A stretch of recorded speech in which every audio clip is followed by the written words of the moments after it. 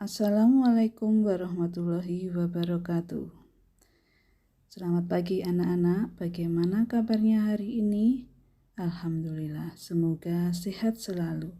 Nah, sebelum pembelajaran kita mulai, mari kita berdoa bersama-sama. Silahkan berdoa terlebih dahulu. Pelajaran kita hari ini adalah PLH, Bab 1 Manusia dan Lingkungan. Dampak perilaku negatif. Perilaku negatif adalah perilaku yang tidak baik. Perilaku negatif dapat menimbulkan akibat buruk. Jika manusia berperilaku negatif pada lingkungan, maka akan berakibat pada kerusakan lingkungan dan munculnya berbagai permasalahan. Perilaku negatif ada yang disengaja dan ada pula yang tidak disengaja. Nah, di sini saya akan memberikan beberapa contoh. Contoh yang pertama, membuang sampah di sungai. Masyarakat membuang sampah itu tidak pada tempatnya, maka mengakibatkan timbulnya bau busuk, merusak keindahan, timbulnya berbagai macam penyakit, serta dapat mengakibatkan tersumbatnya saluran air. Perilaku negatif juga sering ditunjukkan oleh para pemilik perusahaan atau pabrik. Mereka membuang limbah cair dari industri ke sungai tanpa difilter terlebih dahulu dan tanpa memperhitungkan dampak negatif dari kegiatan tersebut. Hal ini dapat menimbulkan kerusakan atau pencemaran udara. Akibat dari air yang sudah tercemar akan membunuh biota yang ada di sungai. Yang lebih berbahaya lagi adalah jika air sungai ini digunakan oleh masyarakat sebagai sumber air baku, sehingga akan menimbulkan berbagai macam penyakit.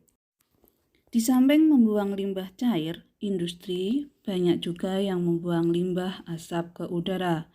Hal ini menyebabkan terjadinya pencemaran udara. Kegiatan ini berdampak langsung maupun tidak langsung bagi kehidupan manusia. Dampak secara langsung adalah timbulnya penyakit ISPA atau infeksi saluran pernafasan akut, seperti sesak nafas, batuk, flu, paru-paru, dan masih banyak lainnya. Dampak tidak langsung adalah terjadinya penipisan lapisan ozon, pemanasan global, maupun hujan asam. Contoh perilaku disengaja adalah pembakaran hutan yang dilakukan dengan tujuan untuk membuka lahan pertanian dan perkebunan. Mereka menganggap bahwa membakar hutan itu bisa cepat dan murah, sehingga tanpa harus susah payah menebang pohon untuk mendapatkan lahan pertanian dan perkebunan.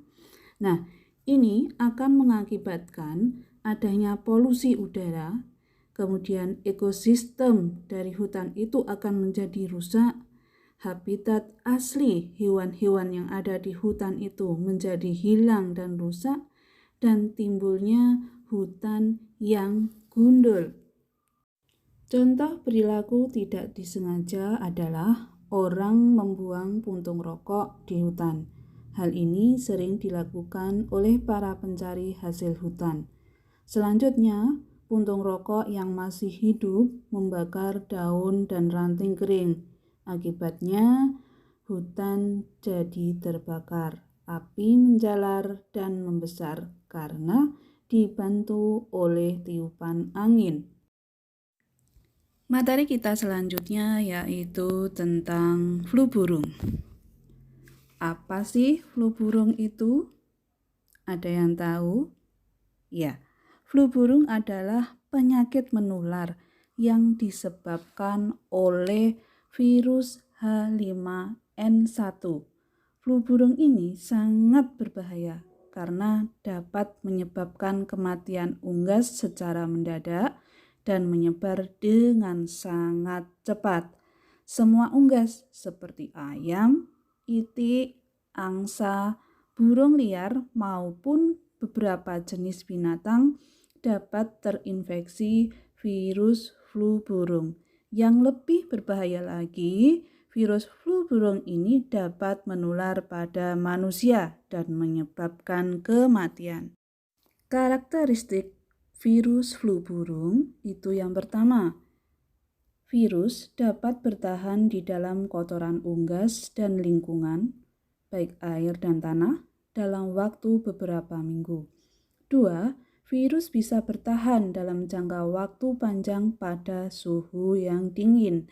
3. Virus dapat mati jika makanan dimasak hingga matang. Bagaimana unggas bisa terinfeksi? Hal-hal yang menyebabkan infeksi virus flu burung pada unggas itu bisa kontak langsung maupun kontak tidak langsung. Kontak langsung dengan unggas yang terinfeksi, sebagai contoh, unggas sehat bercampur dengan unggas yang terinfeksi saat berkeliaran di halaman atau dalam satu kandang. 2. Kontak langsung dengan burung-burung liar yang terinfeksi, contohnya saat mereka berada di sawah. Sedangkan kontak tidak langsung bisa melalui kotoran dari unggas yang terkena virus atau burung-burung liar, sumber air seperti danau kolam yang tercemar kotoran atau bulu dari unggas yang terinfeksi, jerami tempat sarang unggas yang terinfeksi, virus yang terbawa oleh orang-orang yang datang dari daerah yang terjangkit melalui sepatu, baju, perkakas seperti cangkul, skop, sangkar, bak atau peti telur, dan alat transportasi sepeda ataupun ban sepeda motornya, bisa juga tidak langsung melalui pakan unggas yang terinfeksi. Gejala flu burung yang umum pada unggas. Kita harus mencurigai unggas kita telah terjangkit virus flu burung jika mengalami gejala sebagai berikut. Yang pertama, unggas mati mendadak dalam jumlah besar dengan atau tanpa gejala klinis. Unggas mungkin memiliki gejala-gejala sebagai berikut. Lemas, tidak berenergi, kehilangan selera makan, cengkir bengkak berwarna biru atau berdarah, bulu-bulu berguguran, kepala tertunduk menyatu dengan badan, kesulitan bernafas, bengkak pada kepala dan kelopak mata, pendarahan di bagian kulit pada area yang tidak ditumbuhi bulu seperti pada kaki. Kemudian ada penurunan jumlah telur yang dihasilkan, diare, menggigil, dan mengeluarkan air mata serta gelisah. Nah, bagaimana cara mencegah perpindahan virus flu burung antar unggas? Ya, beberapa instruksi itu ada sebagai berikut. Yang pertama, masukkan unggas ke dalam kandang, jangan biarkan berkeliaran. 2. Kandangkan masing-masing unggas dalam kandang yang berbeda. 3. Jika unggas terlihat sakit, segera pisahkan dari yang lainnya. 4. Cuci tangan dengan sabun sesudah kontak dengan unggas. 5. Bersihkan halaman di sekitar kandang setiap hari. Buanglah kotoran unggas maupun bulunya, bakar atau kuburkan kotorannya. Cuci dan bersihkan peralatan yang dipakai di peternakan dengan desinfektan setiap seminggu sekali.